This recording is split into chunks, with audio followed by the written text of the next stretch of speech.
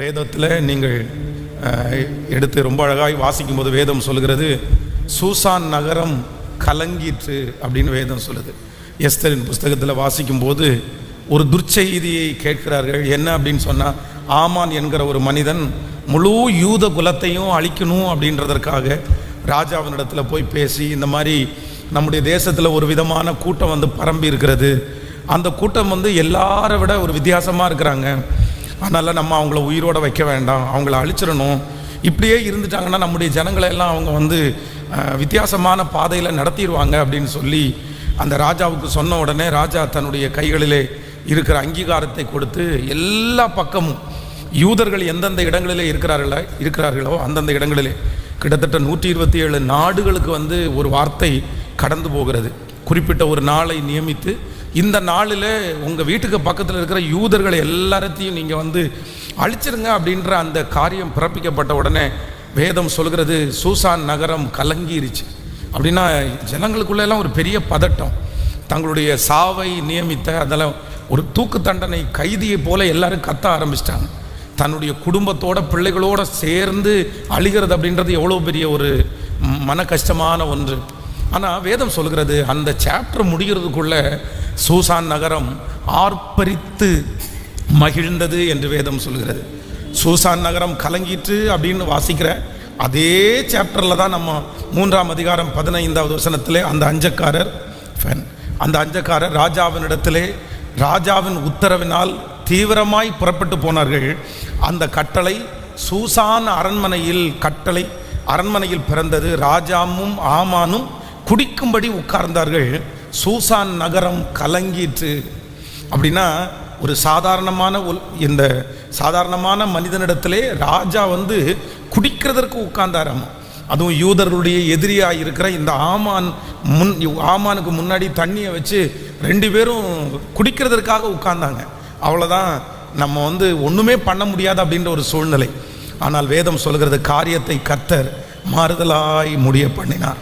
அதனால் ஆண்டவருடைய பிள்ளைகளுடைய வாழ்க்கையிலே எந்த ஒரு துர்ச்செய்தியை கேட்டாலும் உங்களுடைய இருதயம் கலங்கவே வேண்டாம்.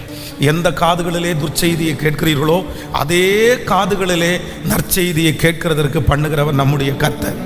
எந்த வாயினாலே நீங்கள் வந்து அந்த கஷ்டத்தை அறிக்கை பண்ணுகிறீர்களோ அதே வாயினாலே நன்மையை அறிக்கை செய்ய வைக்கிறவர் கர்த்தர். அதனால் எதற்காகவும் ஆண்டவருடைய பிள்ளைகள் கலங்க வேண்டியதே இல்லை. எத்தனை பேர் ஆமோதிக்கிறீர்கள்? சகலத்தையும் நன்மைக்கு எதுவாய் மாற்றுகிறதற்கு நம் தேவன் நல்லவராய் இருக்கிறார். ரொம்ப ஜாக்கிரதையாய் ரொம்ப கவனமாக இருக்க வேண்டியது என்ன அப்படின்னா, சோர்வுக்கு நம்ம எப்பொழுதுமே இடம் கொடுத்துடவே கூடாது. சத்ரு வந்து நமக்கு கையாளுகிற யுக்தியிலே பெரிய யுக்தி என்ன அப்படின்னா சோர்வு தான். சோர்வு கொடுப்பான். சோர்வு வந்து யாரையுமே விட்டு வைக்கவே இல்லை.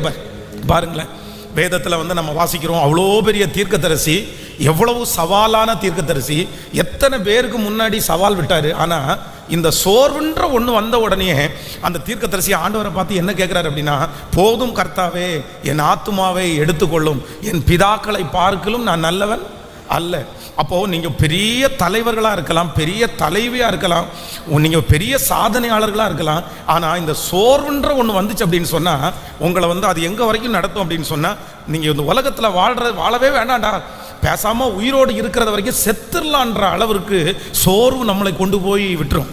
அதனால சோர்வுக்கு ஆண்டவருடைய பிள்ளைகள் இடம் கொடுக்கவே கூடாது. பொதுவாகவே நமக்கு வந்து சோர்வுகள் வருமா அப்படின்னு சொன்னால், எவ்வளவு வேகமாக ஓடினாலும் எவ்வளவு பொறுப்புகள் நமக்கு இருந்தாலும் இந்த சோர்வு மட்டும் டக்கு டக்கு நமக்கு அடிக்கடி வந்துடும். எப்போ அது வருதுன்னு தெரியாது. நீ சோர்ந்து போகிறதுக்கு என்னப்பா உனக்கு என்ன பிரச்சனை அப்படின்னு கேட்டால் நமக்கு நிறைய பேருக்கு சொல்ல தெரியாது.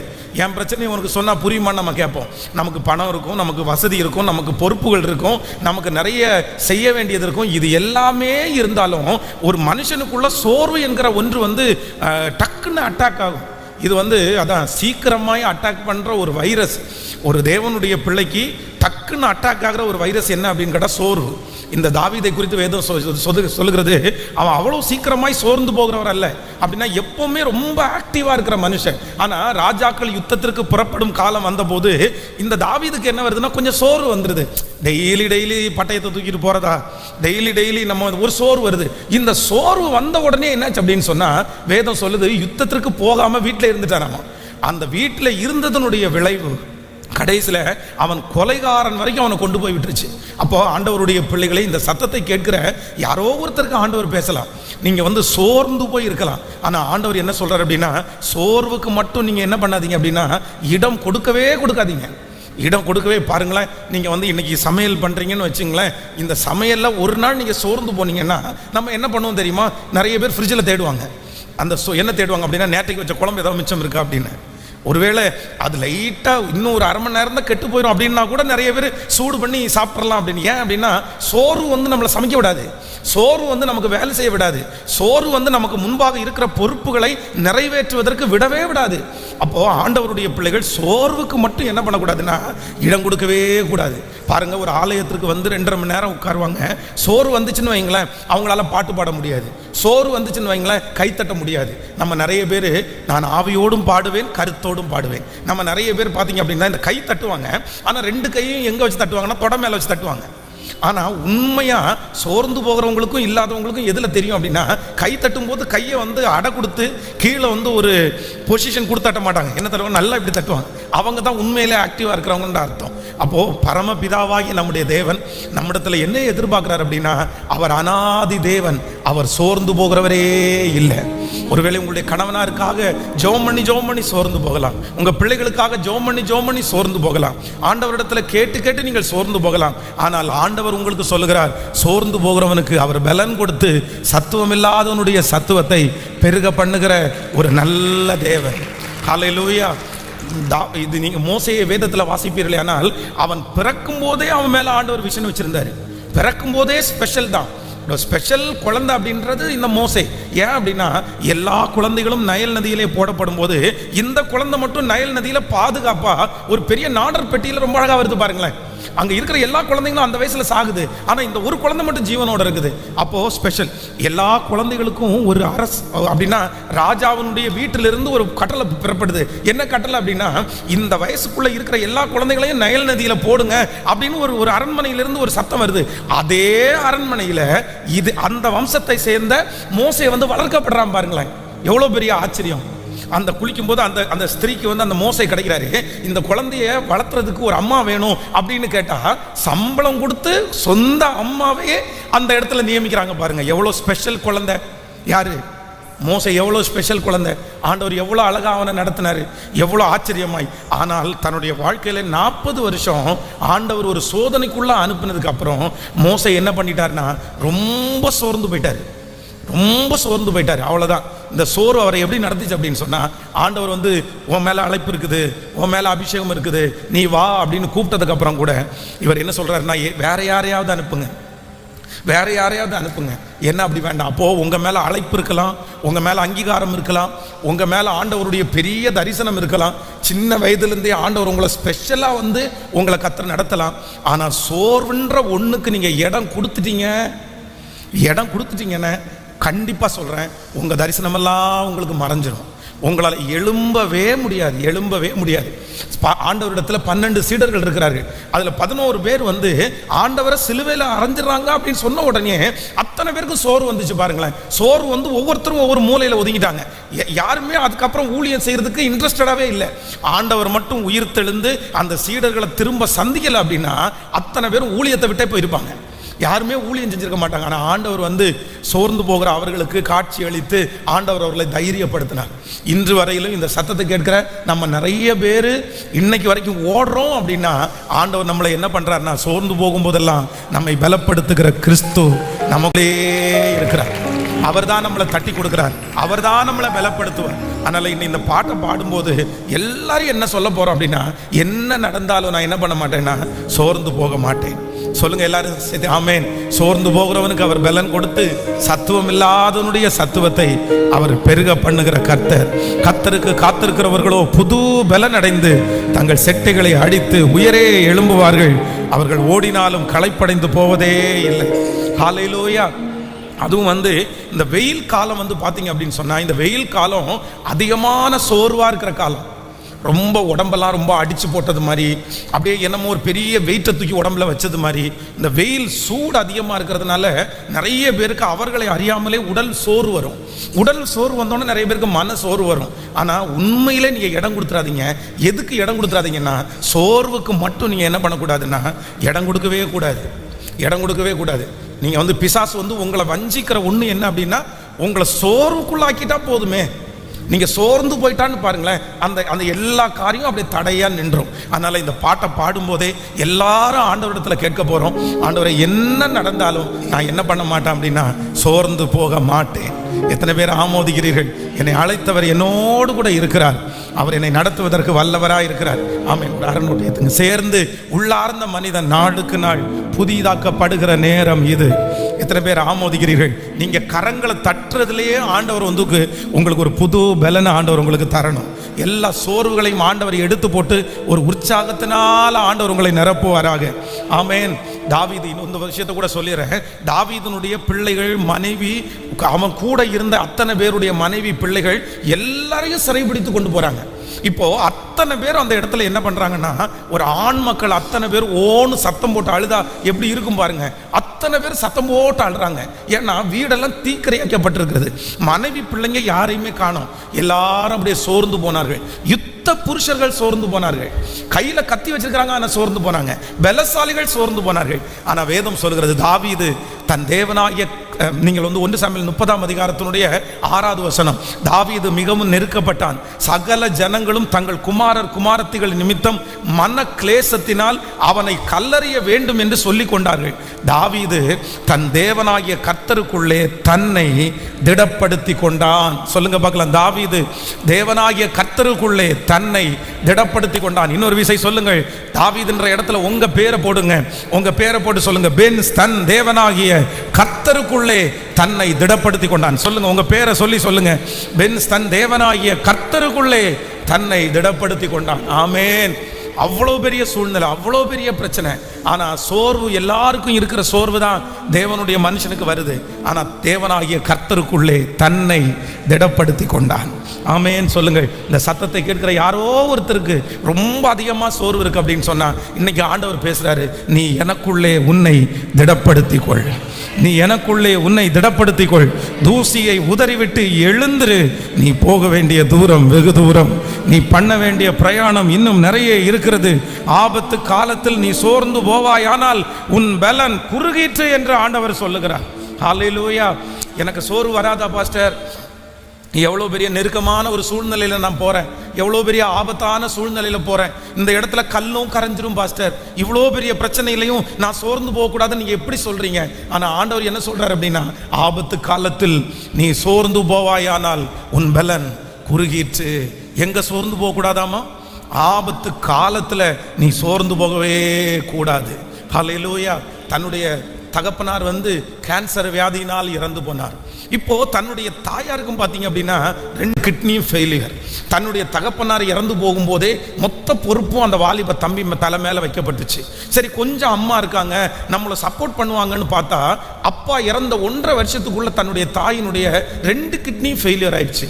அவங்களுக்கும் டாக்டர் டைம் ஃபிக்ஸ் பண்ணிட்டாங்க, இல்லை முடியாது அப்படின்னு சொல்லிட்டாங்க.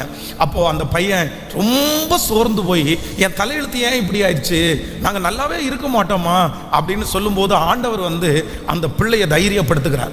தைரியப்படுத்தின உடனே பாருங்க, தான் கூட பிறந்த 3 அக்கா தங்கச்சி எல்லாரையும் கூப்பிட்டு தைரியப்படுத்தி தட்டி கொடுத்து, நான் உங்களுக்கு இருக்கிறேன், எல்லாம் நல்லா படிங்க, நல்ல வேலைக்கு போகலான்னு சொல்லி அந்த பையன் முன்னாடி நின்று அந்த குடும்பத்தை அழகாய் நடத்தி போனான்.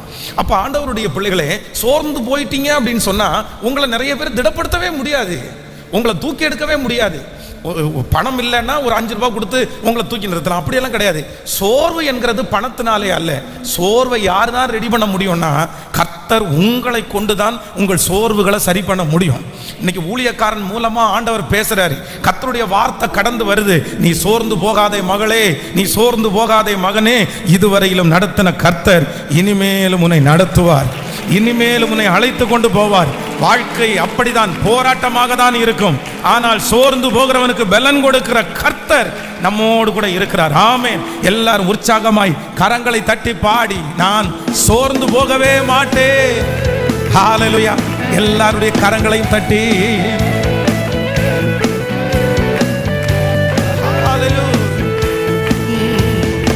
உள்ளார்ந்த மனிதன் நாளுக்கு நாள் புதிதாக பாடுகிற நேரம் இது. பாடோ நாளுக்கு நாள் புதிதாக பாடுகிற நேரம் இது. சோர்ந்து போகாதே, நீ சோர்ந்து போகாதே. பாடோ சோர்ந்து போகாதே, நீ சோர்ந்து போகாதே. அதி சீக்கிரத்தில் நீங்கிவிடும் இந்த லேசான உபத்திரவம்.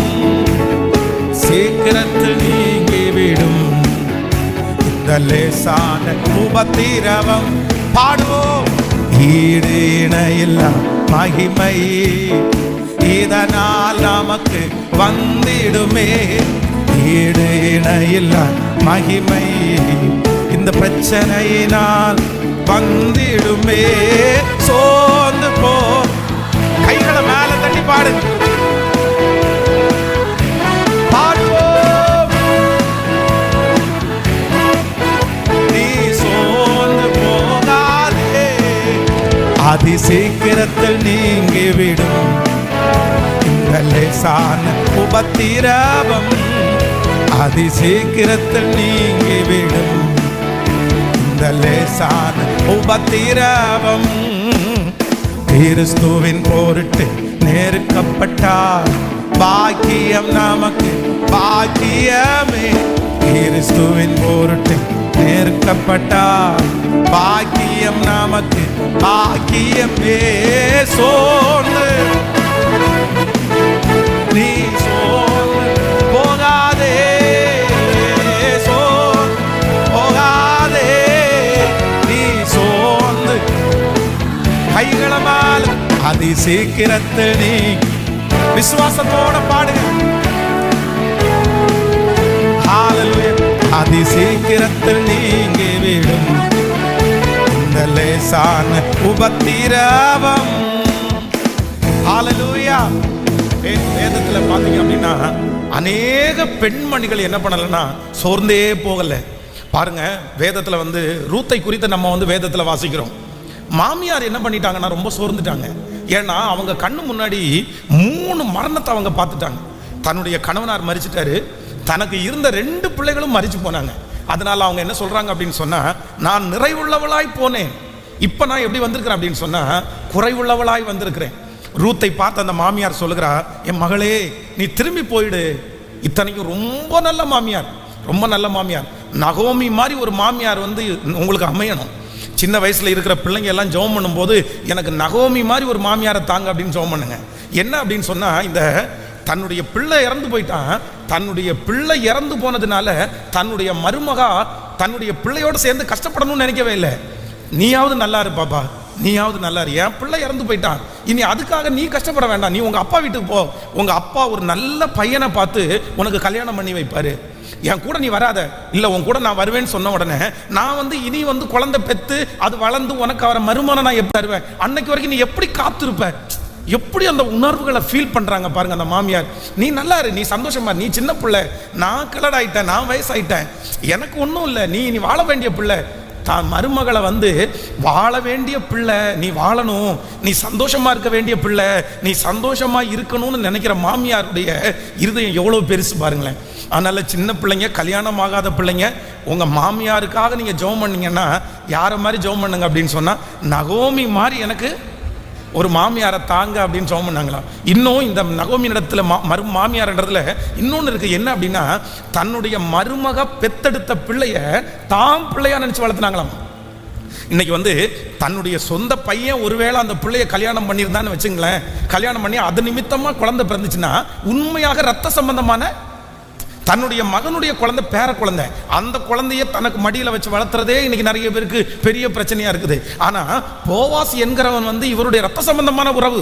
ஆனா அவருடைய வயிற்றுல பிறந்த பிள்ளை அல்ல, இந்த நகோமியும் இன்னொருத்தருக்கு பிறந்த பிள்ளை, அவங்க பிள்ளை கிடையாது.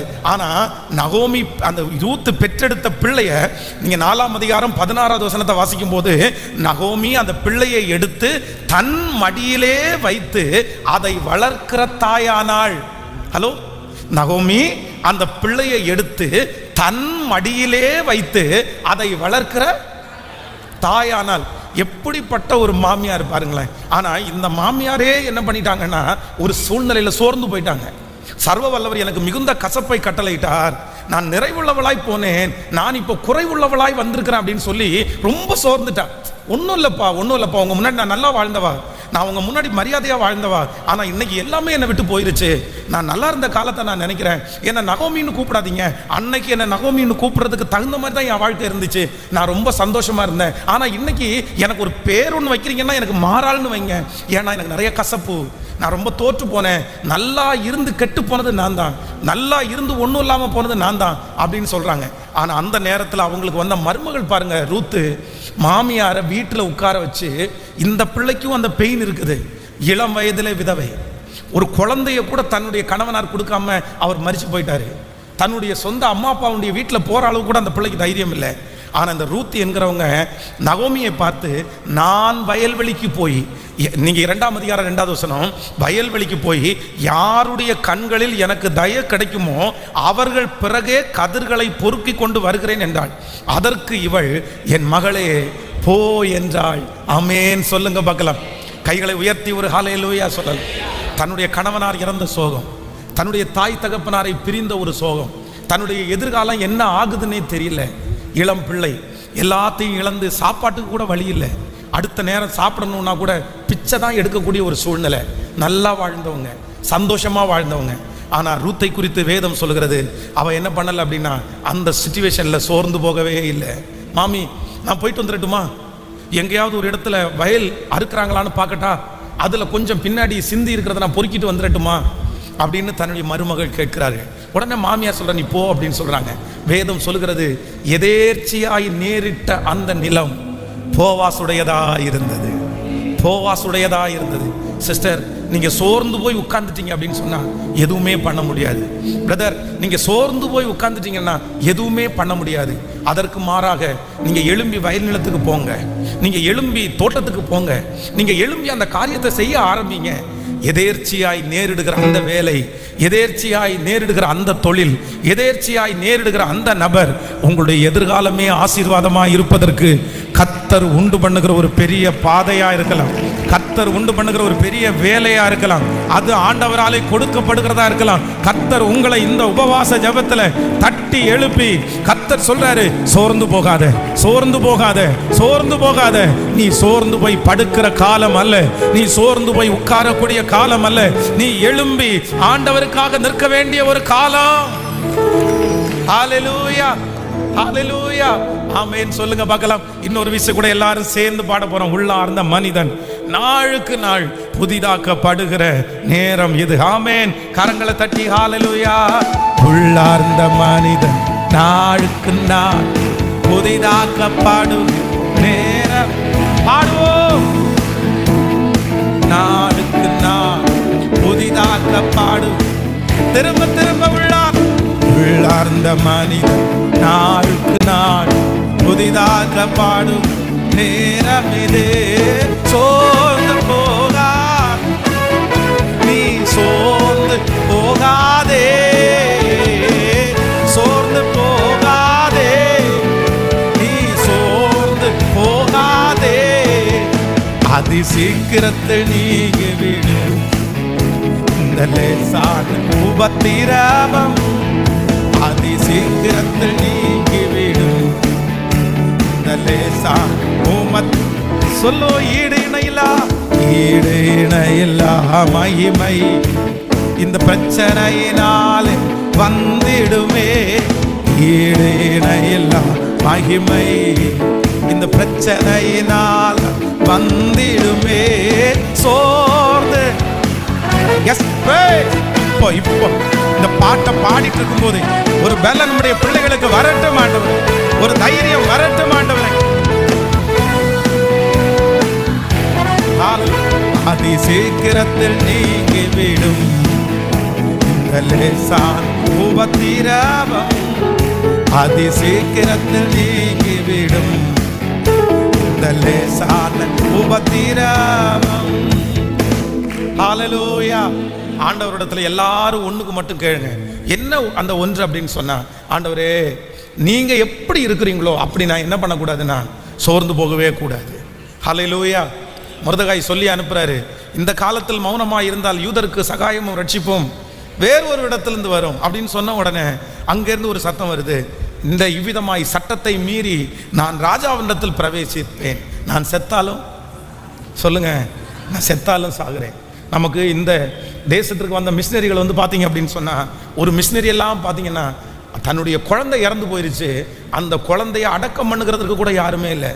தன்னுடைய பச்சை பிள்ளைய அடக்கம் பண்ணுகிறதுக்கு அவரே குழி வெட்டி அவரே பெட்டி வாங்குறதுக்கு பணம் இல்லாமல் ஒரு அட்டை பாக்ஸுக்குள்ளே வச்சு அதை பேக் பண்ணி அந்த சடலத்தை வந்து தானே அடக்கம் பண்ணினார்கள். தானே அடக்கம் பண்ணார்கள். அவ்வளவு போராட்டம், அவ்வளோ போராட்டம். ஆனாலும் என்ன பண்ணலைன்னா, அடக்கம் பண்ணி முடிச்சுட்டு வந்து அடுத்த நாள் தெருவில் இருக்கிற ஒவ்வொரு இடத்திற்காக கூப்பிட்டு இயேசு நல்லவர் அப்படின்னு சொன்னாங்க. இயேசு நல்லவர்னு சொன்னாங்க. அப்போது இப்போ நீங்கள் உங்களை யோசிச்சு பாருங்களேன், நீங்கள் சோர்ந்து போகிறதுக்கு உங்கள் பிரச்சனை ஏமாத்திரம்னு நினைக்கிறீங்க? உங்கள் பிரச்சனை ஏமாத்திரம்னு நினைக்கிறீங்க? நீங்கள் சோர்ந்து போகலாமா? நீங்கள் சோர்ந்து போகலாமா? ஆண்டவருடைய பிள்ளைகள் சோர்ந்து போகவே கூடாது. ஹல்லேலூயா. ஒரு விஷயம் என்னுடைய ஊழியத்தில் வந்து நான் ரொம்ப சோர்ந்து போனேன். மனசுக்கு ரொம்ப கஷ்டமாக இருந்துச்சு. நம்ம வந்து தெரியாதனமாக இந்த மாதிரி ஊழியத்தை நம்ம சூஸ் பண்ணிட்டோமோ அப்படின்ற அளவிற்கு என்னுடைய கஷ்டமாக இருந்துச்சு. அப்போ ரொம்ப வருத்தமாக இருக்கும்போது ஒருத்தர் வந்து சர்ச்சில் வந்து உங்களை சந்திக்கிறதுக்கு ஒருத்தர் வந்திருக்காரு அப்படின்னு சொன்னாங்க. அப்போ வந்து நான் போனேன். அவருடைய பேர் கண்ணன். அவருடைய பேர் கண்ணன். அப்போ கண்ணன் அப்படின்னு சொல்லும்போது நான் அதை ஒன்றும் யோசிக்கலை. சரி ஓகேன்னு போய் உட்கார்ந்தா அந்த கண்ணன் அப்படின்றவருக்கு 2 கண்ணும் தெரியாது. பேர் கண்ணன். நிறைய பிளைண்டு நிறைய பேருக்கு வந்து இந்த மாதிரி பேர்லாம் வைப்பாங்க. அவங்களுக்கு விழியே இருக்காது, ஆனால் மலர் விழி அப்படின்னு பேர் வச்சுருப்பாங்க. அப்போ இவருக்கு வந்து 2 கண்ணுமே இல்லை, ஆனால் கண்ணன் அப்படின்ற பேர் அவருக்கு இருந்துச்சு. அப்போ வந்து நான் வந்து அவரோட போய் ஃபஸ்ட் டைம் அவரை சந்திக்கிறேன். என்ன பண்ணுறீங்க, என்ன பண்ணிட்டு இருக்கிறீங்கன்னு சொன்ன உடனே அவர் வந்து ஊழியம் பண்ணுறேன் அப்படின்னு சொன்னார். மினிஸ்ட்ரி பண்ணுறேன் அப்படின்னாரு. அப்போ நீங்கள் என்னென்ன மினிஸ்ட்ரி பண்ணுறீங்க அப்படின்றதெல்லாம் கேட்கும்போது கிட்டத்தட்ட ஒரு அரை மணி நேரம் அந்த மனுஷன் அந்த பண்ணுற மினிஸ்ட்ரி எல்லாம் எனக்கு சொன்னார். சரி உங்களுக்கு 2 கண்ணும் இல்லை அப்படி இல்லை நீங்கள் எப்படி இந்த காரியத்தை எல்லாம் செய்கிறீங்கன்னு ஒன்று அவர் என்ன சொல்கிறாரு, எனக்கு மாம்ச கண்ணு தான் 2மே போச்சு, ஆனால் ஆவிக்குரிய கண்ணு 2மே எனக்கு கர்த்தர் திறந்துட்டாரு. ஐயோ ரொம்ப ஷாக்காக இருந்துச்சு. அந்த சிச்சுவேஷனில் நான் சோர்ந்து போய் இருக்கும்போது அந்த கண்ணன் என்கிற ஒரு மனுஷனை ஆண்டவர் சந்திக்க வச்சு அப்படியே என்னை திடப்படுத்துறாரு. பாருங்க, என்னடா நீ நினச்சிட்டு இருக்கிற, என்ன நீ நினைச்சிட்டு இருக்கிற, 2 கண்ணும் இல்லாம ஆவிக்குரிய கண்ணு திறந்துச்சுன்னு உனக்கு முன்னாடி சொல்லிட்டு இருக்கிற பையன் 24 மணி நேரத்துல குறைஞ்சது 12 மணி நேரம் ஊழியம் செய்றாரு. உனக்கு 2 கண்ணு, 2 காலு, 2 கை, ஒரு பழுது கூட இல்லாம சரீரத்தை கொடுத்துருக்கிற. நீ என்ன பண்ணணும், என்ன நினைச்சிட்டு இருக்கிற? மனசு என்னையே ஆண்டவர் திட்டுறது மாதிரி ஃபீல் பண்ணேன். சாரிப்பா. அந்த கண்ணன் எனக்கு முன்னாடி பேசிட்டே இருக்கும்போது என் உள்ளான மனசுலேருந்து என்ன கேட்குது அப்படின்னா, சாரி ஆண்டவரே. அப்போ அவர்கிட்ட கேட்டேன், நீங்கள் எதுக்காக என்னை பார்க்கறதுக்காக வந்தீங்கன்னு கேட்டேன். அது ஒன்றும் இல்லை, இந்த பிளைன்ஸ் எல்லாரையும் சேர்த்து ஒரு மீட்டிங் நடத்துறதுக்காக நான் முயற்சி எடுக்கிறேன், உங்கள் சர்ச்சில் இடம் கொடுப்பீங்களா அப்படின்னு கேட்கறதுக்காக தான் வந்திருக்கிறேன் அப்படின்னாரு. அப்போ மனசில் நான் நினச்சிட்டேன், நீங்கள் இடம் கேட்கறதுக்காக வரல, எனக்காகவே ஆண்டவர் என்னை திடப்படுத்துறதுக்காக தான் அனுப்பியிருக்கிறாரு. உங்களுக்கு இடம் சாங்ஷன், நீங்கள் இடத்த தாராளமாக எடுத்து நடத்துங்கன்னு சொல்லி அந்த மனுஷன் வந்து நம்முடைய சபையில் அவங்களுடைய பிளைண்ட்ஸை வச்சு அந்த மீட்டிங் நடத்தினார். அப்போது ஆண்டவருடைய பிள்ளையே இன்றைக்கி சோர்ந்து போய் இருக்கிற நிறைய பேரை பார்த்து ஆண்டவர் சொல்கிறாரு, நீ ஜிஹெச் ஹாஸ்பிட்டலுக்கு போய் பாரு மகனே, உன்னை எப்படி நல்லா வச்சிருக்கிறேன்னு அப்போதான்ப்பா உனக்கு தெரியும். நீ தெரு ஓரத்தில் போய் பாரு மகனே, அப்போதான் மகனே உனக்கு தெரியும் உன்னை எவ்வளோ நல்லா வச்சிருக்கிறேன்னு. சிறைச்சாலையில் போய் பாரு மகளே, அங்கே தான் உனக்கு தெரியும் உன்னை எவ்வளோ நல்லா வச்சிருக்கிறேன் நான். சில இடங்களெல்லாம் இருக்குது, அந்த இடத்துக்கு நீங்கள் போய் பாருங்க. அதான் சுவிட்சர்லாந்து அந்த ஊழியத்திற்கு போகும்போது அங்கே இருக்கிற வந்து மெயின் ஒரு பிளேஸ் அப்படின்னா அவர்களுடைய அந்த ராஜாக்கள் கூடுகிற அந்த இடம் அப்படின்னா நம்முடைய அங்கெல்லாம் செக்யூரிட்டி எல்லாம் பெருசாக இல்லை, கேமரா மாட்டியிருக்காங்க, ஆனால் யார் வேணாலும் அங்கே உள்ளே போய் பார்க்கலாம், அந்த மாதிரி தான் வச்சுருக்கிறாங்க. அவ்வளோ காஸ்ட்லியான நாடு. அத்தனை அப்படியே சாதாரணமாக நம்மெல்லாம் போய் அங்கே வந்து நம்முடைய பணத்தை எல்லாம் வச்சு வாழ்ந்துட முடியாது. நம்முடைய 100 ரூபா தான் அவங்களுக்கு 1 ரூபா. நம்ம 100 ரூபாய் எடுத்துகிட்டு போனால் அங்கே 1 ரூபா தான். நம்ம மதிப்பு ரொம்ப குறைவான மதிப்பு. அவ்வளோ பெரிய பணக்கார நாடு. ஆனால் அந்த நாட்டில் பார்த்தீங்க அப்படின்னா அந்த தெரு ஓரத்தில் நிறைய பேர் நான் பார்க்குறேன். ட்ரக்ஸ் அந்த இன்ஜெக்ஷன் போட்டு நடு ரோட்டில் பேதைகளாய் அப்படியே ஒன்றும் தெரியாமல் அந்த ஊரில் நடந்துட்டு இருக்கிறவங்கள நான் பார்த்தேன். எனக்கு ஆச்சரியமாக இருந்துச்சு. இவ்வளவு ஞானமான இவ்வளவு பெரிய, அதான் பேங்கு, ஸ்விஸ் பேங்க்னு சொல்லுவாங்கல்ல, பேங்குக்கு பேர் போன நாடு சுவிட்சர்லாந்து. ஆனால் அந்த நாட்டிலேயே மெயின் பிளேஸ்லேயே ஆயிரக்கணக்கான பேர் ட்ரக்ஸ் அடிக்ட் ஆகி அப்படியே தங்களுடைய ஷர்ட் கூட இல்லாமல் பிச்சைக்காரங்களை மாதிரி உட்கார்ந்துருக்கு ஒரு இடம் இருக்குது. அப்போ சில சில சில கஷ்டமான மனிதர்களை கர்த்தர் நமக்கு முன்னாடி எதுக்கு வச்சிருக்கிறாருன்னா, உன்னை எவ்வளோ நல்லா நான் வச்சிருக்கிறேன்றத உணரும்படியாக. நீங்கள் இந்த சின்ன சின்ன விஷயத்துக்கெல்லாம் சோர்ந்து போயிருங்க. ஒரு மனுஷன் ஏதோ ஒன்று பேசிட்டான்றதுக்காக நீங்கள் சோர்ந்து போனீங்க. இந்த உங்கள் வாழ்க்கையில் கண்டினியூவாக நீங்கள் ஜெபம் பண்ணி பதில் வராததை குறித்து நீங்கள் சோர்ந்து போனீங்க. ஆனால் வேதம் சொல்லுது, ஆண்டவருடைய பிள்ளையை நீ போய் பாரு மகனே, நீ போய் பாரு மகளே, உண்மையிலே நீ சோர்ந்து போகிறதற்கு ஒன்றும் இல்லை. நீ சோர்ந்து போகவே கூடாது. காரணம் என்ன அப்படின்னா, இந்த ஜபத்தில் இருக்கிற நிறைய பேரை ஆண்டவர் ரொம்ப அழகாய் கர்த்தர் வைத்திருக்கிறார். உங்களை கர்த்தர் ஆச்சரியமாய் கர்த்தர் நடத்துகிறார். உங்களை கர்த்தர் பெரிய அளவில் கர்த்தர் வைத்திருக்கிறார். அநேகம் பேருடைய வாழ்க்கையை ஒப்பிட்டு பார்க்கும்போது ஆண்டவர் உங்களை நடத்தி வருகிற விதம் விசேஷமான விதம். ஆண்டவர் உங்களை உச்சாந்தலையில் ஆண்டவர் வச்சிருக்கிறாரு. யாரும் நெருங்க முடியாத இடத்துல ஆண்டவர் வச்சிருக்கிறாரு. எட்ட முடியாத இடத்துல கர்த்தர் வச்சிருக்கிறாரு. கர்த்தர் வாக்கு கொடுக்கிறாரு, இது பிசாசு உன்னை சோதிக்கிறான், இது பிசாசு உன்னை எழும்ப விடாதபடி பண்ணுகிறான். கர்த்தர் வாக்கு கொடுக்கிறான், நீ சோர்வுக்கு இடம் கொடாதே, தூசியை உதறிவிட்டு எழுந்திரு, தூசியை உதறிவிட்டு எழுந்திரு, என் மீட்பர் என்னோடு கூட இருக்கிறார். ஹல்லேலூயா. கைகளை உயர்த்தி சொல்லு, நீ என்னோடு கூட இருக்கும்போது தோல்வி எனக்கு இல்லை, தோற்று போவது இல்லை. மலைகளை தாண்டிடுவேன், கடும் பள்ளங்களை தாண்டிடுவேன், சதிகளை முறியடிப்பேன், சாத்தானை நான் ஜெயித்திடுவேன். இன்றைக்கு இந்த உபவாச ஜெபத்தில் இனி என்றுமே சோர்ந்து போகாத ஒரு பலனை கர்த்தர் எனக்கு தருவாராக, கர்த்தர் எனக்கு தருவாராக. கரங்கள் எல்லாரும் தட்டி நன்றி அப்பா, நன்றி. ஹல்லேலூயா. நன்றி ஆண்டவரே. அந்த மகிமை எங்கள் தலையின் மேல் கடந்து வருவதாக. ஓ சோர்ந்து போகாதே, நீ சோர்ந்து போகாதே, சோர்ந்து போகாதே, நீ சோர்ந்து போகாதே.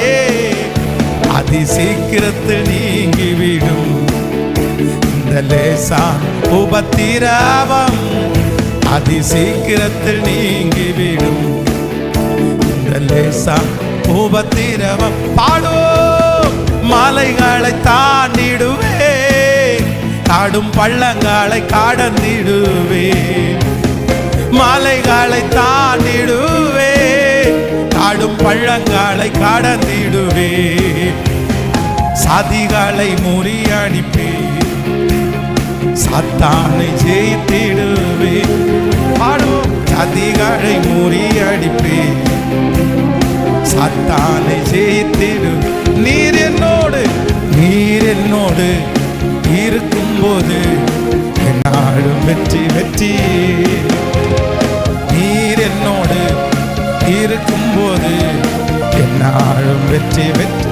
தோல்வி எனக்கில்லை, தோல்வி எனக்கில்லையே, நான் தோற்று போவதில்லையே, தோல்வி எனக்கில்லையே, நான் தோற்று. கைகளை மேல தட்டி தோல்வி, தோல்வி எனக்கில்லையே, நான் தோற்று போவதில்லை. திரும்ப திரும்ப சொல்லுவோம், தோல்வி நான் தோற்று போவதில்லை, தோல்வி எனக்கில்லை, தோல்வி எனக்கில்லையே, நான் தோற்று போவதில்லையே. சிறைச்சாலை கதவுகளும் துதியினால் இடிந்திடுமே. பாடுவோம், என் துதியினால் இடிந்திடும். அபிஷேகம், அபிஷேகம் எனக்குள்ளே. நான் ஆடி பாடி, ஆண்டவரே இந்த பாட்டை பாடிட்டே இருக்கும்போது பலப்படுத்துகிற கர்த்தர், சோர்ந்து போகிறவனுக்கு பலன் கொடுக்கிற கர்த்தர். இப்போ உம்முடைய பிள்ளைகளுக்கு ஒரு பலனை கர்த்தர் தருவீராக. அவர்களை தட்டி எழுப்ப, அவருடைய சோர்வுகளில் இருந்து பலத்தை கொடுப்பதற்கு உன்னதமானவருடைய பலன், உன்னதமானவருடைய அபிஷேகம் இப்பொழுது இப்பொழுது இப்பொழுது உம்முடைய பிள்ளைகள் ஒவ்வொருவர் மேலும் வந்து இறங்குவதாக, வந்து அமருவதாக, வந்து அமருவதாக. ஹல்லேலூயா.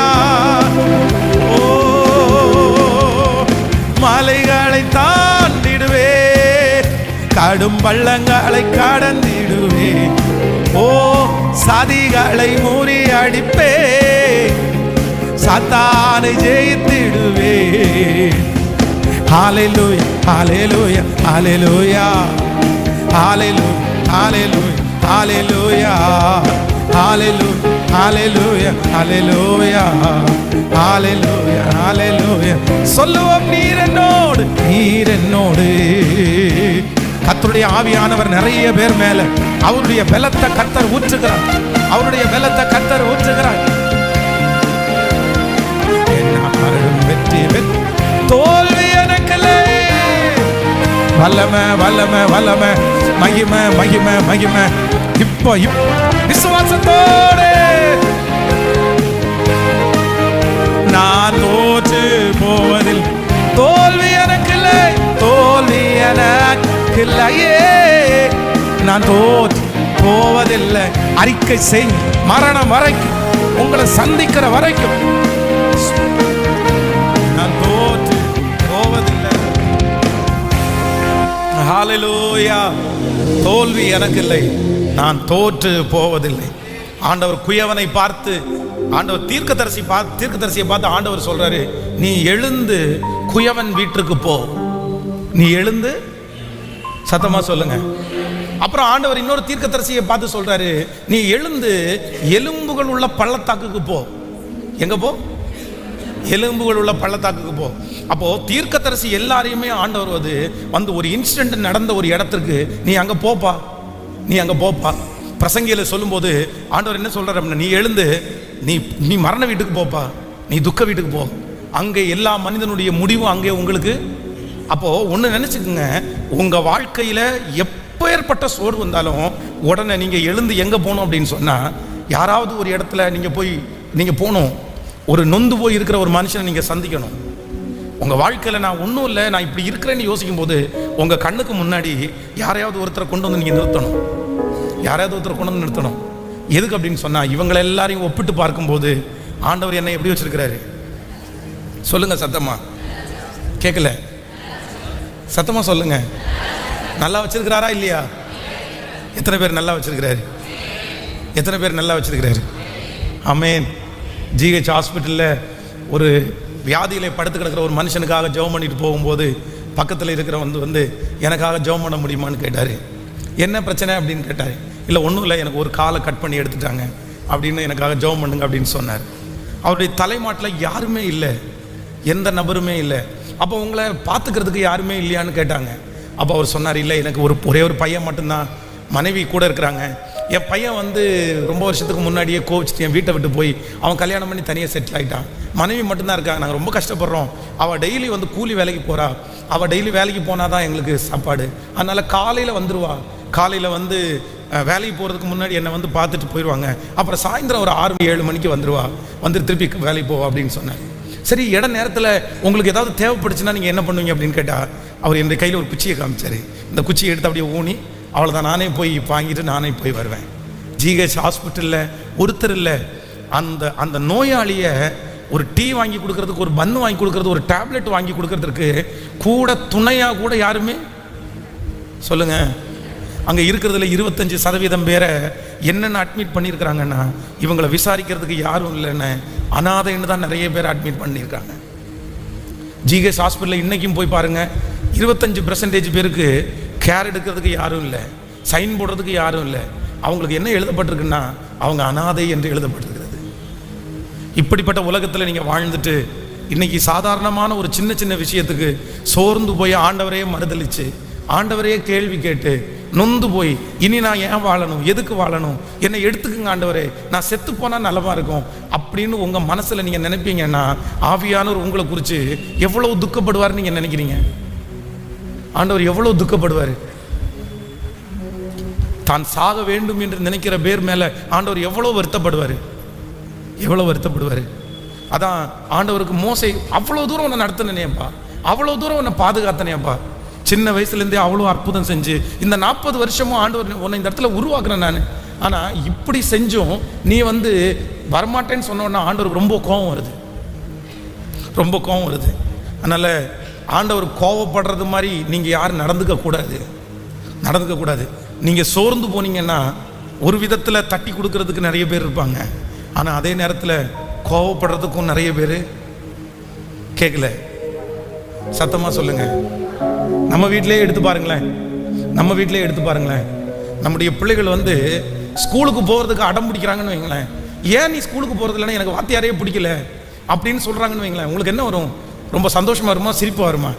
ஏய் ஒழுங்காக போயிரு, உனக்கு எவ்வளோ ஃபீஸ் கட்டுறேன்னு தெரியுமா, நான் உன்னை எவ்வளோ நல்லா வச்சுருக்கேன் தெரியுமா, உன்னை எவ்வளோ நல்ல ஸ்கூலில் உன்னை ஜாயின் பண்ணி விட்டுருக்கேன் தெரியுமா, போய் பாடுறா கவர்மெண்ட் ஸ்கூலில், ஃபீஸ் இல்லாத ஸ்கூலில் பிள்ளைங்க எப்படி போகிறாங்கன்னு பாடுறா. நமக்கு ரொம்ப கோபம் வரும்.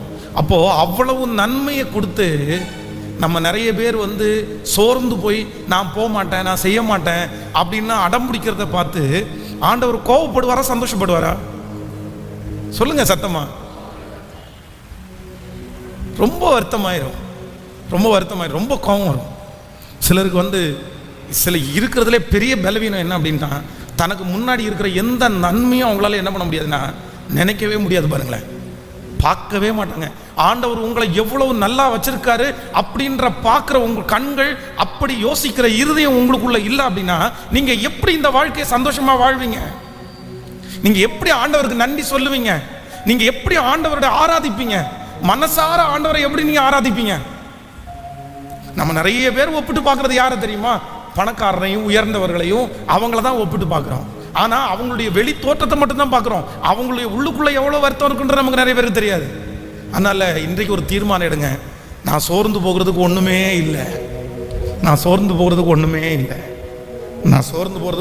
இல்லை, என் கர்த்தர் என்னை நன்றாய் வைத்திருக்கிறார். கைகளை உயர்த்தி சொல்லுங்க, என்ன ரொம்ப நல்லா வச்சிருக்கிறீங்க ஆண்டவரே. சொல்லுங்க, என்ன ரொம்ப நல்லா வச்சிருக்கிறீங்க ஆண்டவரே. எல்லாரும் முழு இருதயத்தோட சொல்லுங்க, ஆண்டவரே என்ன நீங்க ரொம்ப நல்லா வச்சிருக்கிறீங்க ஆண்டவரே. இருதயத்தின் ஆழத்திலிருந்து சொல்லுங்க. இருதயத்தின் ஆழத்திலிருந்து நான் சொல்றேன் அப்படின்றதற்காக நீங்க சொல்ல வேண்டாம். நீங்க முழு மனதோட சொல்லுங்க, ஆண்டவரே நீங்க என்ன ரொம்ப நல்லா வச்சிருக்கிறீங்க ஆண்டவரே. இயேசுவே நீ நல்லவர், இயேசுவே நீ நல்லவர். உடைக்கப்பட்ட நேரத்தில் எனக்கு நீங்க ரொம்ப பக்க துணையா இருந்தீர் ஆண்டவரே. எனக்கு இதுவரைக்கும் நீ நல்லவரா இருந்தீர் ஆண்டவரே. ஹalleluya. எனக்கு நல்லவராய், ரொம்ப நல்லவராய் இருந்தவரே. எல்லாரும் சொல்லுவோம், எனக்கு நல்லவராய், ரொம்ப நல்லவராய் இருப்பவரே. எப்படி நான் நன்றி உமக்கு சொல்லுவேன், செய்த நன்மைகள் ஏராளமே. எப்படி நான் நன்றி செய்த நன்மைகள் ஏராளமே. ரட்சிப்பின் பாத்திரத்தை எடுத்து கொண்டும் பாதத்தில் ஓயாமல் முத்தம் செய்கிறேன். சொல்லுவோம், இயேசுவே இயேசுவே நீ நல்லவர். எல்லாரும் இயேசுவே நீ நல்லவர். உடைக்கப்பட்ட நேரங்களில் துணையாக நின்று எனக்கு நல்லவராய். சொல்லுவோம், ரொம்ப மனசார சொல்லுங்க, எனக்கு நல்லவராய், ரொம்ப நல்லவராய் இருப்பவரே. மனசார நன்றி ஆண்டவரே. நன்றி ஆண்டவரே. யாரோ ஒருத்தரிடத்துல ஆண்டவர் தெளிவா பேசுறாரு. இந்த சத்தத்தை ஆண்டவர் கேட்க பண்ணதுக்கு ஒரு பெரிய நோக்கம் உண்டு. மகளே, நீதான் அப்படி சோர்ந்து போய் வந்தாய். மகனே, நீதான் அப்படி சோர்ந்து போய் வந்தாய். மகனே, உனக்குள்ளதான் 1000 கேள்விகள். மகளே, உனக்குள்ளதான் 1000 கேள்விகள். ஆண்டவரே, என்ன நீங்க ஏன் எனக்கு எதுவுமே செய்யாம இருக்கிறீங்க? ஏன் என்ன இப்படி நீங்க வச்சிருக்கிறீங்க? ஏன் எனக்கு இந்த தீமை? நிறைய பேர் ஏன் அந்த கேள்வியை கேட்டுட்டே வந்தீங்க. ஆண்டவர் இன்னைக்கு பதில் சொல்றாரு. இல்ல, நீ திரும்பி பார், நீ முன்னாடி பார், நீ நிறைய பேரை பார். அவங்களை எல்லாம் ஒப்பிட்டு பார்க்கும்போது உன்னை நான் ரொம்ப அழகா, ஆச்சரியமாய், வல்லமையாய், யாருக்கும் செய்யாததை உனக்கு நான் செஞ்சு இதுவரையிலும் நடத்தி இருக்கிறேனே. நீ எப்படி என்ன பார்த்து ஏன்னு நீ எப்படி கேட்க முடியும்? இந்த ஒரே ஒரு குறைய தவிர வேற உனக்கு என்ன குறை வச்சிருக்கிறேன்? என்ன குறை வச்சிருக்கிறேன்? இந்த ஒண்ணு கூட உனக்கு நான் குறைய வைக்க முடியாதா? இந்த ஒன்றை கூட நான் உனக்கு தாமதமா தரக்கூடாதா? அதுக்கு எனக்கு உரிமை இல்லையா? நீ இன்றைக்கு கொஞ்சம் ஜெபம் பண்ண வர்ற அப்படின்னா, மகளே, ஆண்டவர் அதான் சொல்றாரு, இன்னைக்கு நீ கொஞ்சம் ஜெபம் பண்ண வரேன்னா காரணம் என்ன தெரியுமா? அந்த ஒரே ஒரு தீங்கு தான் நீ இவ்வளவு தூரம் என்ன நெருங்கிறதுக்கு காரணம். இந்த ஃபாஸ்டிங் பிரேயர், இந்த உபவாச ஜெபத்துல நீ கலந்து கொள்றதுக்கு காரணமே நீ அந்த சூழ்நிலையினால் தான். அப்போ உன்னை என்கிட்ட சேர்க்கிறதுக்காக இந்த ஒரு தீமையை கூட நான் உனக்கு அனுமதிக்க மாட்டேனா? அனுமதிக்க கூடாதா? யாரையோ ஒருத்தரை பார்த்து ஆண்டவர் நேருக்கு நேர் கேட்கிறாரு. இல்ல, நீ ஏன்னு கேட்கறதுக்கு என்ன அர்த்தம் இருக்குது? ஹல்லேலூயா. எனக்கு நல்லவராய், ரொம்ப நல்லவராய் இருப்பவரே, திரும்ப திரும்ப எனக்கு நல்லவராய், ரொம்ப நல்லவராய் இருப்பவரே. இப்ப சேர்ந்து சொல்லுங்க பார்க்கலாம்.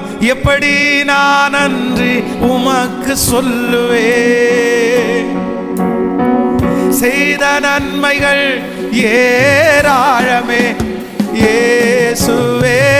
எப்படி நான் நன்றி உமக்கு சொல்லுவே. முடிஞ்சவங்க கைகளை மேல உயர்த்தி, செய்த நன்மைகள் ஏராளமே. திரும்ப திரும்ப எப்படி நான் நன்றி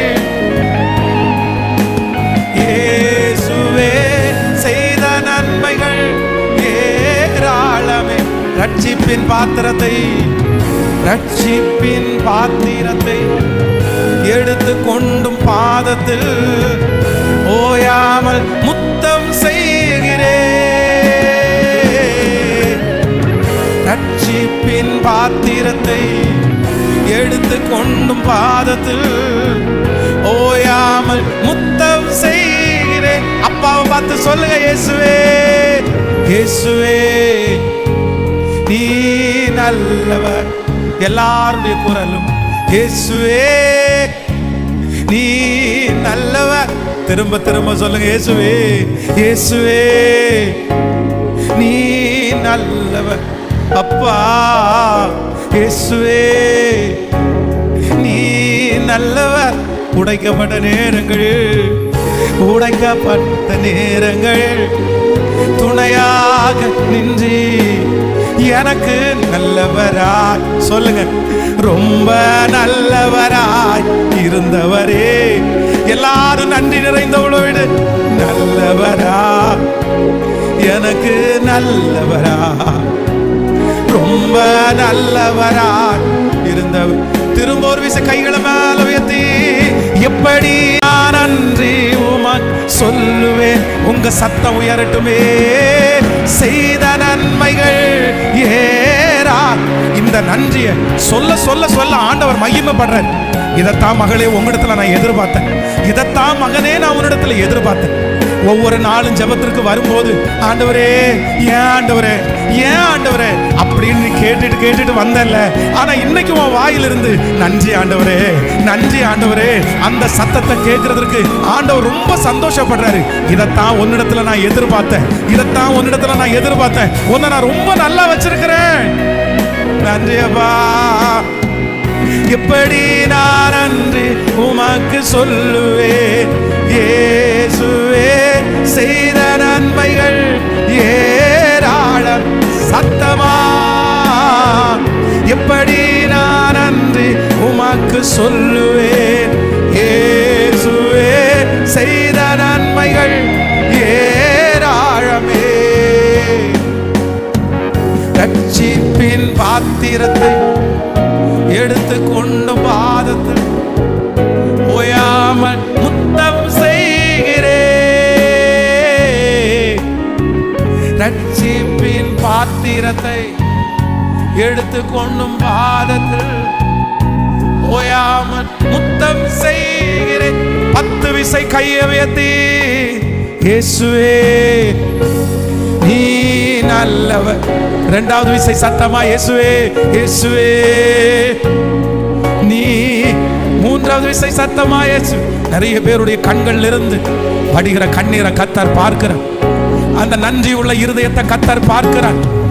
அந்த நன்றி உள்ள ஆமாப்பா ஆமாப்பா நான் நல்லவன் இல்லப்பா, நான் நல்லவன் அல்லப்பா, உண்மையிலே நான் நல்லவன் இல்லை, நான் நல்லவன். ஆனா நீங்க ரொம்ப நல்லவன், நீங்க நல்லவரப்பா, நீங்க நல்லவரப்பா, நீங்க நல்லவரப்பா.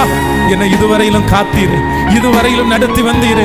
பஞ்சமுள்ள காலத்திலும் என் ஆத்துமாவை போஷித்தீரு. எனக்கு வேலையே இல்லாத போதிலும் எனக்கு சாப்பாட்டு குறைவை நீங்க வைக்கவே இல்லையே ஆண்டவரே. ஆண்டவரே எனக்கு தங்குறதற்கு வீட்டை கொடுத்தீங்களே ஆண்டவரே. என்ன நல்லா வச்சிருக்கிறீங்க ஆண்டவரே, நல்லா வச்சிருக்கிறீங்க ஆண்டவரே. வியாதி வந்தாலும் அதை கவனிக்கக்கூடிய கிருபையை தந்தீங்க ஆண்டவரே. என்னை இந்த உபவாச ஜெபத்துல கலந்து கொள்ள பண்ணுனீங்க ஆண்டவரே. சத்தமா சத்தமா அந்த நன்றின்ற வார்த்தை பரலோகத்துல போய் சேரும் போதே அந்த நன்மையும் கிருபையும் உங்களை தொடர்கிறது. ரத்தலரம் தனரேல இயேசுவே இயேசுவே இயேசுவே இயேசுவே இயேசுவே இயேசுவே இயேசுவே இயேசுவே நீ நல்லவர் நல்லவர், நீ நல்லவர் நல்லவர் நல்லவர். உங்க கிருபை எங்களை தொடர்கிறதற்காக நன்றி. ஆமென். ஹல்லேலூயா. கைகளை அசைத்து ஒரு ஹல்லேலூயா. நம்முடைய தேவன் சோர்ந்து போகிறவர்களுக்கு பலன் கொடுக்கிற கர்த்தர். ஆமென். எது நடந்தாலும் என்ன நடந்தாலும் நோவாவை போல நான் என்ன பண்ண மாட்டேன்னா சோர்ந்து போவதே இல்லை. கடந்த வாரம் நமக்கு குட் ஃப்ரைடே சர்வீஸ், அதுக்கு முந்தின வாரம் மன அழுத்தத்திலிருந்து வெளியே வருவதற்காக ஆண்டவர் ஒரு சில காரியங்களை நம்மோடு கூட பேசினார். ஸோ நம்பர் 1, முதலாவதாக ஒரு தேவனுடைய பிள்ளை மன அழுத்தத்திற்குள்ளே நீங்கள் போயிடவே கூடாது. அதான் ஃபர்ஸ்ட் ஆண்டவர் சொல்கிறார், மன அழுத்தம் என்கிறது அது வந்த வியாதி அல்ல, அது வருவிக்கப்பட்ட வியாதி. அது செய்வனை அல்ல, அது மாந்திரிகம் அல்ல, அது நம்மளால் உண்டு பண்ணப்பட்ட வியாதி. அதுவும் ஒரு சிலருக்கு மட்டும் பரம்பரையாய், அதுவும் ஃபேமிலியில் இருக்கிறவங்களுக்கு இருக்கிறது மாதிரி சிலருக்கு இருக்கலாம் மன அழுத்தம். மற்றபடி மன அழுத்தம் என்கிறது முழுக்க முழுக்க அது வந்த வியாதி அல்ல, அது நாமவே உண்டு பண்ணின ஒரு வியாதி. ஸோ இந்த மன அழுத்தத்திலிருந்து விடுதலை ஆவதற்கு ஃபஸ்ட்டு ஆண்டவர் போன வாரத்தில் முந்தின வாரத்தில் நமக்கு ஒரு காரியத்தை கர்த்தர் சொன்னார். ஒரு ஆண்டவருடைய பிள்ளை தன்னுடைய சிந்தையில் ரொம்ப கவனமாக இருக்கணும். இந்த மன அழுத்தம் என்கிறது எங்கே ஆரம்பிக்குது அப்படின்னு சொன்னால் நம்முடைய சிந்தையிலே ஆரம்பிக்கிறது. யார் ரொம்ப அதிகமாக யோசிக்கிறார்களோ அவர்கள் ஒரு காலத்தில் அப்படின்னா தீமையானதை, நெகட்டிவானதை, விழுந்து போனதை, சில இழந்ததை, இந்த நெகட்டிவான காரியத்தை எல்லாம் யாரெல்லாம் ரொம்ப யோசிக்கிறாங்களோ அவர்கள் மன அழுத்தத்திற்கு உள்ளாவார்கள். அவர்கள் மன அழுத்தத்தில் தான் இருக்கிறார்கள். அதனால உண்மை உள்ளவைகள் எவைகளோ, ஒரு ஒழுக்கம் உள்ளவைகள் எவைகளோ, நற்கீர்த்தி உள்ளவைகள் எவைகளோ, புண்ணியம் எதுவோ, புகழ் எதுவோ அதையே சிந்தித்து கொண்டு இருங்கள் அப்படின்னு ஆண்டவர் நம்மோடு கூட பேசுகிறார். அதனால் இந்த மன அழுத்தம் என்கிறது நமக்கு தெரியாமலே சில நேரத்தில் ஒரு வியாதியாக கடைசியில் அது நம்மளை ரொம்ப பாடுபடுத்தும். அது நம்மளை மரணம் வரைக்குமே கொண்டு போய்விடும். கடந்த ஒரு வாரத்துக்கு இந்த செய்தியை முடித்த அடுத்த வாரத்திலே பார்த்தீங்கன்னா ஒரு 23-24 வயது மதிக்கத்தக்க ஒரு நல்ல ஒரு பெண் மகள், அப்படின்னா மெடிக்கல் படிச்சிருக்கிறாங்க. அவங்க மெடிக்கலில் இருக்கிறாங்க, அவங்க டாக்டரேட் படிச்சிருக்கிறாங்க. ஆனால் அந்த மகள் இந்த மன அழுத்தம் தாங்க முடியாமல் நிறைய மாத்திரையை சாப்பிட்டு காப்பாற்றவே முடியாமல் கடந்த நாட்களில் அவர் மரித்து போனார்கள். அந்த வீட்டுக்கு போய் நான் ஜெபம் பண்ணேன். ரொம்ப வருத்தமாக இருந்துச்சு. அந்த அப்பாவை பார்க்குறதுக்கு வருத்தமாக இருந்துச்சு, அந்த அம்மாவை பார்க்குறதுக்கு வருத்தமாக இருந்துச்சு. வேறு அந்த பிள்ளைக்கு வேறு எந்த பலவீனமும் இல்லை. அவளுடைய வீட்டில், அந்த வீட்டில் போகும்போது அவனுடைய தகப்பனார் அந்த பிள்ளை செஞ்சு வச்சிருக்கிற ஒன்றொன்னா காமிச்சார். ஐயோ ரொம்ப ஆச்சரியமாக இருந்துச்சு. எத்தனையோ பிள்ளைகளுக்கு இல்லாத டேலண்ட் அந்த பிள்ளையின் இடத்துல இருக்கிறத நான் ஃபீல் பண்ணேன். அந்த பிள்ளை பண்ணின ஆர்கிடெக்ட் மாதிரி அவளுடைய வீட்டில் வச்சிருக்கிற டிசைன், சின்ன சின்ன பொருள் பாருங்கள், குட்டி பொருளில் அவ்வளோ மைனூட்டாக அந்த பாப்பா ஒர்க் பண்ணியிருக்கிறாள். பிரமிச்சு போனேன். ஆனால் அவள் உலகத்தில் இல்லை. அவ்வளோ நல்ல படிப்பு, அவ்வளோ நல்ல டேலண்ட்டு, ஒரே பொண்ணு, அத்தனை வசதிகள். ஆனால் இந்த மன அழுத்தம் என்கிற ஒன்றை மேற்கொள்ள முடியாமல் இனி வெளியவே வர முடியாது அப்படின்ற ஒரு சிந்தனைக்குள்ள ஆளாகி இந்த கர்த்தருடைய நடத்தலுக்கு எதுவுமே ஒப்பு கொடுக்காம தன்னுடைய வாழ்க்கையை அவளே மாய்த்து கொண்டாள். இன்னைக்கு அந்த பிள்ளை உலகத்தில் இல்லை. அவங்க அம்மா அப்பா 2 பேரும் ரொம்ப வருத்தத்தில் இருக்காங்க. அதனால் இந்த மன அழுத்தம் என்கிறது சில நேரத்தில் நம்மளை தற்கொலை வரைக்கும் நம்மளை கொண்டு போய் விட்டுரும். இந்த உலகத்தில் எதையுமே பண்ண முடியாமல் நம்மளை கொண்டு போய் விட்டுரும். அதனால் எல்லா ஆண்டவருடைய பிள்ளைகளும் நீங்கள் சுகமாய் வாழ, நீங்கள் ரொம்ப நேர்த்தியாய் வாழ, சந்தோஷத்தோடு வாழ ஆண்டவர் ரொம்ப விரும்புகிறார். அதற்கு நம்பர் 1 முதலாவதாக நீங்கள் என்ன பண்ணக்கூடாது அப்படின்னு சொன்னால், தேவையில்லாத யோசிக்கவே கூடாது. உடனே ஸ்டாப் பண்ணணும். நெகட்டிவை உடனே ஸ்டாப் பண்ணணும்.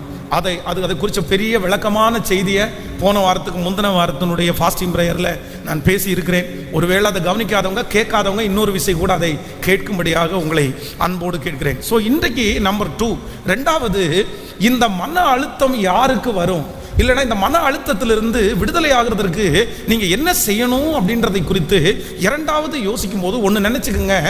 யார் அதிகமாய் சும்மா இருக்கிறாங்களோ, இந்த சும்மா இருக்கிறவர்களுக்கு மன அழுத்தம் வியாதி வருவதற்கு நிறைய வாய்ப்பு இருக்கிறது. நிறைய வாய்ப்பு இல்லை, கிட்டத்தட்ட 90% சும்மா இருக்கிற ஒரு நபரை கண்டிப்பாக மன அழுத்தம் பாதிக்கும். நம்முடைய வாழ்க்கையிலே ஆண்டவர் நமக்கு தந்திருக்கிற நேரம் வித்தியாசமானது. இந்த உலகத்திலே பாகுபாடே இல்லாமல் எல்லாருக்கும் ஒரே போல் கொடுக்கப்பட்டிருக்கிற ஒன்று என்ன அப்படின்னா 24 மணி நேரம். அவர் பணக்காரனாக இருக்கலாம், ஏழையாக இருக்கலாம், எல்லாருக்கும் ஆண்டவர் சமமாய் கொடுத்துருக்கிறது இந்த 24 மணி நேரம். ஆனால் இன்னைக்கு நிறைய பேர் என்ன நினைக்கிறாங்க அப்படின்னு சொன்னால், இந்த நேரத்தை நிறைய பேர் சும்மா இருக்கிறாங்க.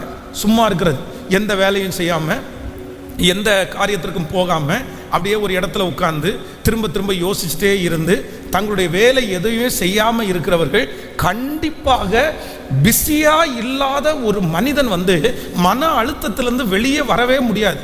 ஒருவேளை இந்த சத்தத்தை கேட்கிறவர்கள் மன அழுத்தத்தில் இருக்கிறீங்களா, எனக்கு ரொம்ப மன அழுத்தமாக இருக்குது, எனக்கு கஷ்டமாக இருக்குது, என்னால் எழும்பவே முடியல, நான் என்ன பண்ணணும், நான் டேப்லெட் சாப்பிட்ற வரைக்குமே கடந்து போயிட்டேன் அப்படின்ற சூழ்நிலையிலே யாராவது ஒருத்தர் இருந்தால், இல்லை என் வாழ்க்கையை குறித்து எனக்கு ரொம்ப நெகட்டிவாக இருக்குது அப்படின்னு நினைக்கிறவங்க ஒன்று நினச்சிக்கோங்க.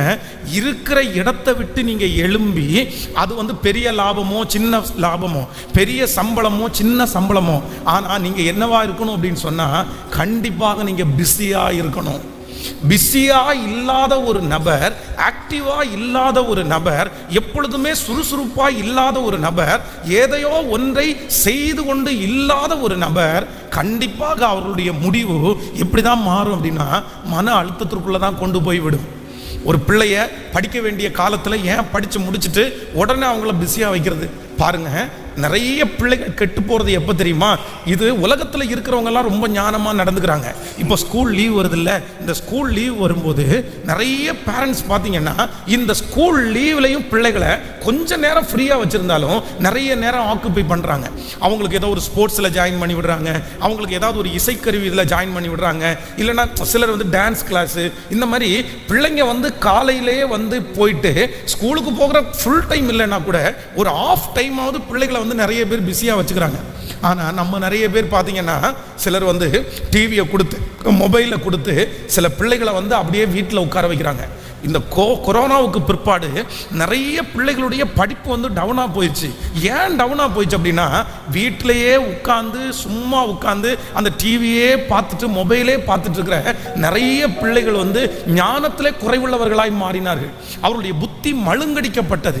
அதனால் இன்றைக்கு இந்த சத்தத்தை கேட்கிற ஒவ்வொருத்தருக்கும் ஒன்று சொல்கிறேன், நீங்கள் ஆண்டவரிடத்தில் ஒரு கிருபையை கேளுங்க, ஆண்டவரிடத்தில் ஒரு தயவை கேளுங்க. என்ன தயவு அப்படின்னு சொன்னால், ஆண்டவரே சாகிற வரைக்கும் என்னை நீங்கள் எப்படி வச்சிருங்க அப்படின்னு சொன்னா, என்ன பிஸியா வச்சிருங்க ஆண்டவரே, என்ன பிஸியா வச்சிருங்க ஆண்டவரே, நான் சுறுசுறுப்பா இருக்கணும் ஆண்டவரே, நான் வேகமா இருக்கணும் ஆண்டவரே. இல்ல ஒருவேளை சில நினைக்கலாம், எனக்கு காலே வலிக்குது பாஸ்டர், நான் எப்படி போய் சுறுசுறுப்பா இருக்கிறது, எனக்கு கை வலிக்குது, நான் எப்படி போய் சுறுசுறுப்பா இருக்கிறது, எனக்கு உடம்புல இந்த பலவீனம் இருக்குது, நான் எப்படி சுறுசுறுப்பா இருக்கிறது. ஒன்று நினைத்துக் கொள்ளுங்கள், சில வியாதிகள் உங்க சோம்பேறித்தனத்தை நீங்க எடுத்து போட்டீங்கன்னா சில வியாதிகள் அப்படியே மறைஞ்சு போயிடும். அது வியாதியே இல்லை, உங்களுடைய சோம்பேறித்தனம் அது வியாதியாக உங்களை என்ன பண்ணுதுன்னா காமிக்குது, அவ்வளவுதான். அது வேற ஒன்றும் இல்லை. வேதத்தில் ஒரு மிகப்பெரிய யுத்தத்தை செய்து ஆயிரக்கணக்கான பேரை ஜெயித்த ஒரு மனிதனை குறித்து வேதம் சொல்லுகிறது, அவன் இடது கை பழக்கமுள்ளவனாக இருந்தான், அப்படின்னா ஒரு கையே இல்லாத ஒரு மனுஷன் யுத்தத்தில் போய் பெரிய ஜெயத்தை கொடுக்குறவங்க எல்லாம் நிறைய பேர் இருக்கிறாங்க. கால் இல்லாத மனிதர்கள் நிறைய பேர் யுத்தத்தில் பெரிய ஜெயத்தை. அதனால நீங்கள் சோம்பேறித்தனமா இருப்பதற்கு, இல்லைன்னா நீங்க ஆக்டிவா இல்லாம நீங்க ஒரு இடத்துல உட்கார்ந்து இருக்கிறதற்கு 1000 காரணங்களை நீங்க சொல்லலாம். ஆனா ஒண்ணு நீங்க நினைச்சுக்கோங்க, நீங்க அது பிசாசினால் உண்டானது. சத்ரு உங்களை ஏதோ ஒன்ன சொல்லி என்ன பண்றான் அப்படின்னு சொன்னா, உங்க சுறுசுறுப்பாய் நீங்க இருக்காம உங்களை சும்மா இருக்க வைக்கிறான். இது பிசாசனுடைய பெரிய தந்திரம். ஆனா நீங்க அதிலிருந்து வெளியே வராட்டா கண்டிப்பாக சொல்லுகிறேன், நீங்க வெற்றி அடைய முடியும்.